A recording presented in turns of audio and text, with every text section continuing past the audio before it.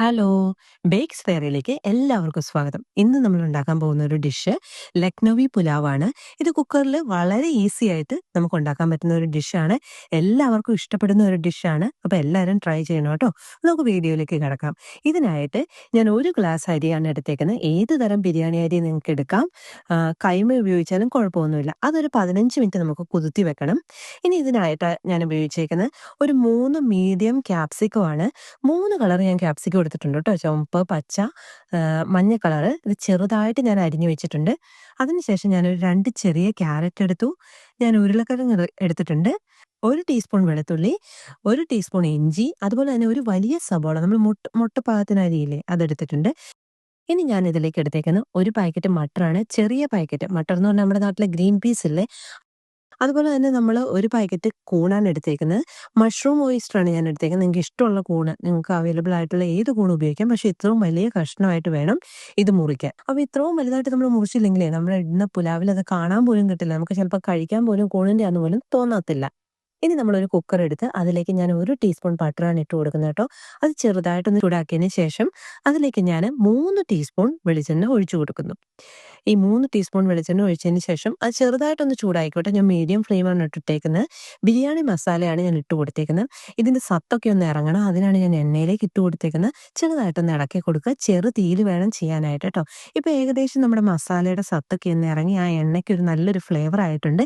ഇനി നമ്മൾ ഇതിലേക്ക് 1 ടീസ്പൂൺ ഇഞ്ചി ഇട്ട് കൊടുക്കുന്നു. അതിനുശേഷം 1 ടീസ്പൂൺ വെളുത്തുള്ളി ഇട്ട് കൊടുക്കുന്നു. അപ്പോൾ ഇത് രണ്ടും ഞാൻ ആദ്യം ആഡ് ചെയ്തതെന്ന് വെച്ചിട്ടുണ്ടെങ്കിൽ അതിനകത്ത് വെള്ളത്തിൻ്റെ അംശം ഇത്തിരി കൂടുതലാണ് കേട്ടോ. അതുപോലെ പച്ചപ്പും കൂടുതലായിട്ട് വരും. അപ്പോൾ അതൊന്ന് മാറാനായിട്ടാണ് ഒന്ന് ചെറുതായിട്ട് ഇളക്കി കൊടുക്കുക. 1 മിനിറ്റൊക്കെ മതിയാവും. ഇനി നമ്മൾ ഇതിലേക്ക് സബോള ചെറുതായിട്ട് അരിഞ്ഞു വെച്ചത് ചേർത്ത് കൊടുക്കുന്നു. ഇത് നമ്മളൊന്ന് വാടാൻ അനുവദിക്കുക. ഈ സ്റ്റേജിൽ നിങ്ങൾ ഉപ്പൊന്നും ചേർത്ത് കൊടുക്കരുത്. കാരണം സബോളയുടെ ഫ്ലേവറൊക്കെ നമുക്ക് നഷ്ടപ്പെടും കേട്ടോ. അപ്പോൾ മീഡിയം ഫ്ലെയിമിൽ തന്നെ കിടക്കുക. സബോള ഒന്ന് ചെറുതായിട്ട് വഴണ്ട ഒരു ചെറിയ ചുമന്ന കളർ വരുമ്പോൾ അതിലേക്ക് നമ്മുടെ 3 കളറുള്ള ക്യാപ്സിക്കം ഇട്ട് കൊടുക്കുക. ഈ സ്റ്റേജിൽ ഇട്ട് കൊടുത്താൽ മതിയാകും. കാരണം ക്യാപ്സിക്കം അധികം വേവുള്ള സാധനമല്ല. പിന്നെ നമ്മൾ ഇതൊക്കെ ചേർത്തേക്കുന്ന ഒരു നല്ല കളർഫുൾ ആയിട്ട് ഇരിക്കാനാണല്ലോ. അപ്പോൾ ആ കളറൊക്കെ നമുക്ക് അടിപൊളിയായിട്ട് കിട്ടണം.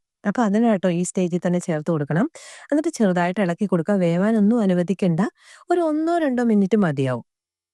ഇനി നമ്മൾ അതിൻ്റെ അകത്തോട്ട് ഞാൻ ചെറുതായിട്ട് അരിഞ്ഞു വെച്ചേക്കുന്ന ക്യാരറ്റും മട്ടറും ചേർത്ത് കൊടുക്കുന്നു. ഇത് രണ്ടും ചേർത്ത് കൊടുത്തു കഴിയുമ്പോൾ നമ്മൾ ഒത്തിരി ഓവറായിട്ട് ഇളക്കരുത്. കാരണം എന്താണെന്ന് വെച്ചാൽ നമ്മൾ അമിതമായിട്ട് ഇളക്കി കഴിഞ്ഞിട്ടുണ്ടെങ്കിൽ ഈ മട്ടർ വളരെ സോഫ്റ്റ് ആയിട്ടുള്ള നമ്മുടെ ഗ്രീൻ പീസ് എന്നൊക്കെ പറയില്ലേ, അത് നമുക്ക് അങ്ങനെ പച്ച കിട്ടത്തില്ല. സാധാരണ ഫ്രീസ് ചെയ്താൽ കിട്ടണം. ഇനി ഇതിലേക്ക് ഞാൻ ഉപ്പും മഞ്ഞൾപ്പൊടി ഈ സ്റ്റേജിൽ ഇട്ട് കൊടുത്തിട്ടുണ്ട്. ഇപ്പോഴാണ് ഞാൻ ഉപ്പ് ചേർത്തേക്കുന്നത് കേട്ടോ. ഈ സ്റ്റേജിലേ ഉപ്പ് ചേർക്കാവുള്ളൂ. ഇല്ലെങ്കിൽ നമ്മുടെ പച്ചക്കറിയുടെയും നമ്മൾ ചേർത്ത സബോളയുടെയും എല്ലാം ഫ്ലേവർ നഷ്ടപ്പെടും. ഇനി ചെറുതായിട്ടൊന്ന് ഇളക്കി കൊടുക്കുക. അതിലേക്ക് നമ്മൾ ഈ കണ്ടിച്ചു വെച്ചേക്കുന്ന വലുതായിട്ട് ഇട്ടേക്കുന്ന ഉരുളക്കിഴങ്ങ് കേട്ടോ. പ്രത്യേകം ശ്രദ്ധിക്കുക, ഇത്രയും സൈസിൽ തന്നെ കണ്ടിച്ചിടണം. ഇല്ലെങ്കിൽ നമ്മൾ പുലാവ് വെന്ത് വരില്ലേ, അപ്പോഴേക്കും ഇതെല്ലാം കൂടെ വെന്ത് കുഴഞ്ഞു പോകും. അതുകൊണ്ടാണ് ഇത്രയും വലുതായിട്ട് ഇട്ടേക്കുന്നത്. ഇനി നമ്മൾ അതിലേക്ക് വലിയ കഷ്ണങ്ങളായിട്ട് അരിഞ്ഞു വെച്ചിരിക്കുന്ന ഓയിസ്റ്റർ മഷ്റൂമാണ് ഞാൻ ചേർത്ത് കൊടുത്തിരിക്കുന്നത്. ഇത് കൂണിൻ്റെ അകത്ത് എന്താണെന്ന് വെച്ചിട്ടുണ്ടെങ്കിൽ വെള്ളമയം ഭയങ്കരമായിട്ടുണ്ട്. അപ്പോൾ നമ്മൾ ഈ കൂണ് ഈ പച്ചക്കറിയുടെ കൂടെ ചേർത്ത് കഴിയുമ്പോൾ ഇതിലേക്ക് ഞാൻ 1 ടീസ്പൂൺ ഉണക്ക മല്ലിയില, അതിന് നമ്മൾ കസ്തൂരി മേത്തി എന്നും പറയും. പച്ച മല്ലിയില ഇട്ടാലും ഒരു കുഴപ്പമില്ല. ഇപ്പം എൻ്റെ കയ്യിൽ ഉണക്കി ഉണ്ടായിരുന്നുള്ളൂ, അതുകൊണ്ടാണ് ഞാൻ ആഡ് ചെയ്തത്. ഇനി ഇത് നന്നായിട്ടൊന്ന് ഇളക്കി കൊടുക്കുക. അപ്പോൾ കൂണിൻ്റെ അകത്ത് വെള്ളമയം കുറേ ഉണ്ട്. അപ്പോൾ നമ്മൾ അത് നന്നായിട്ട് ഇളക്കി കൊടുത്തുകൊണ്ടേയിരിക്കണം. എന്നിട്ട് ആ വെള്ളം ഒന്ന് ചെറുതായിട്ട് പുറത്തേക്ക് ഇറങ്ങി കഴിഞ്ഞ ടൈമിൽ വേണം നമ്മൾ ഇതിലേക്ക് അരി ചേർത്ത് കൊടുക്കാനായിട്ട്. ആ ഒരു സ്റ്റേജ് വരെ വെച്ചുകൊണ്ടിരിക്കണം. ചെറു തീയിൽ വെച്ചാലും മതിയാവും, കുഴപ്പമൊന്നുമില്ല. എന്നിട്ട് ഇങ്ങനെ ചെറുതായിട്ട് ഇളക്കണം. ഒന്നും പൊടിഞ്ഞു പോകരുത് കേട്ടോ. ഇനി ഇതിലേക്ക് നമ്മൾ കുതിർത്തി വെച്ചിരുന്ന ഏകദേശം 15 മിനിറ്റ് ആയിട്ടുണ്ട്. നമ്മുടെ അരി അത് നന്നായിട്ട് വീർത്തിട്ടുണ്ട് കേട്ടോ. അത് ഞാൻ ഇട്ട് കൊടുക്കുകയാണ്.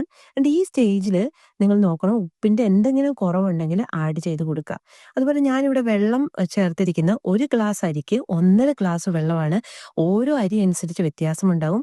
കൈമ അരി നല്ലതാണ്, അതിന് ഫ്ലേവറും ഉണ്ട് കേട്ടോ. പിന്നെ എടുക്കുമ്പോൾ എപ്പോഴും ശ്രദ്ധിക്കുക, അധികം വെന്ത് പോവാത്ത അരി വേണം എടുക്കാൻ. അതുകൊണ്ടാണ് ഞാൻ ബിരിയാണി അരി എന്ന് പറഞ്ഞത്. കാരണം വെന്ത് പോകുന്ന അരിയാണ് മൊത്തം കൂടെ നമ്മുടെ ഒരുമാതിരി കുഴഞ്ഞിരിക്കും. എന്നിട്ട് ഇത് നന്നായിട്ടൊന്ന് തിളയ്ക്കാൻ നമ്മുടെ ഫ്ലെയിം ഹൈയിലിടണം. നന്നായിട്ട് തിളയ്ക്കണം. അത് നന്നായിട്ട് വെട്ടി തിളയ്ക്കുന്ന ടൈം ആകുമ്പോഴേക്കും നമുക്ക് ഈ കുക്കർ അടയ്ക്കാനുള്ളതാണ്. അതിനാണ് കേട്ടോ. നമ്മുടെ നന്നായിട്ട് തിളച്ചു. ഞാൻ കുക്കർ വെച്ച് അടയ്ക്കുകയാണ് ഇവിടെ ചെയ്യുന്നത്. ഇനി നമ്മൾ സിമ്മിൽ ഒരു 10 മിനിറ്റ് ഇത് വെക്കണം. അതിനുശേഷം നമ്മളിത് ഒരു അരമണിക്കൂർ റെസ്റ്റ് ചെയ്യുക. ഇത് എൻ്റെ അരമണിക്കൂറായിട്ടുണ്ട്. ഇത് നല്ല ആവിയൊക്കെ പൊങ്ങി അടിപൊളിയായിട്ട് ഇരിപ്പുണ്ട്. നമുക്ക് കണ്ടോ നമ്മൾ തുറന്നപ്പോൾ തന്നെ നല്ല നമ്മളിട്ട പച്ചക്കറിയെല്ലാം അത്രയും കളർഫുൾ ആയിട്ട് ഇരിപ്പുണ്ട്. നമുക്കിതൊന്ന് ഇളക്കി നോക്കാമല്ലേ. നമ്മളിട്ട സംഭവങ്ങളൊക്കെ എന്ത് അടിപൊളിയായിട്ടാണ് കണ്ടോ. നല്ല കിടിലനായിട്ടാണ് സാധനങ്ങളെല്ലാം വന്നേക്കുന്നത്.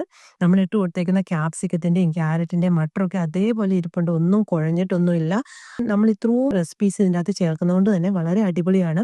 ഇത് നിങ്ങൾക്ക് ഇപ്പോൾ എങ്ങോട്ടെങ്കിലും യാത്ര പോകുമ്പോഴോ അല്ലെങ്കിൽ അതുപോലെ ചെറിയ പിള്ളേരൊക്കെ ഉണ്ട് പച്ചക്കറി ഇഷ്ടമല്ല, ഇതൊക്കെ കൊടുത്തിട്ടുണ്ട് അവർ കഴിക്കാൻ ഒത്തിരി ഇഷ്ടപ്പെടുന്ന ഒരു സാധനമായിരിക്കും ഉറപ്പായിട്ടും.